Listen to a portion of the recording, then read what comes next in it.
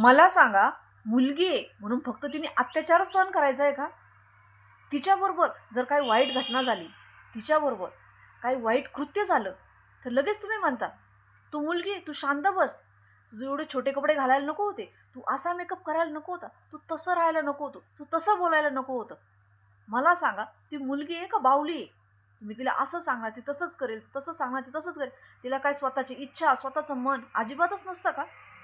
मुलगी आहे म्हणून काय पाप केलंय का तिने? तिच्या पण इच्छा, तिचं पण मन असतं, तिलाही स्वातंत्र्य आहे ना. म्हणून तुम्ही मुलाला असंच जाऊन देणार का? तो मुलगा आहे, त्याने अत्याचार केला, निघून गेला, त्याच्यात मुलीची काय चूक आहे?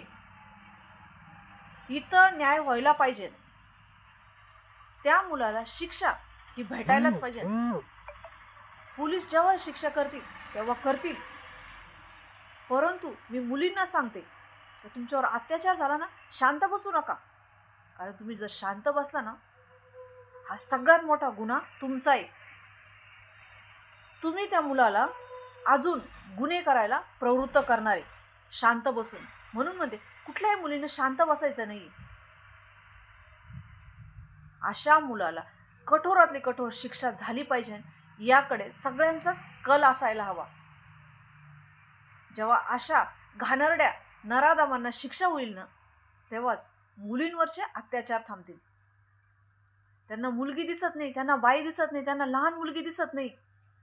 कुठपर्यंत सहन करायचं मुलींनी? स्त्री आहे म्हणून तिचं चुकतं का? आणि स्त्रीला फक्त तुम्ही झुकवणारच का? गेले ते दिवस, काळ बदललाय, डिजिटल जमाना आलाय. आता स्त्री वाकणारही नाही आणि झुकणारही नाही, अत्याचार सहन करणार नाही.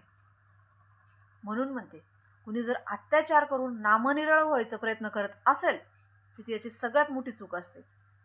कुणीही शिक्षा भोगल्याशिवाय जाऊ शकत नाही.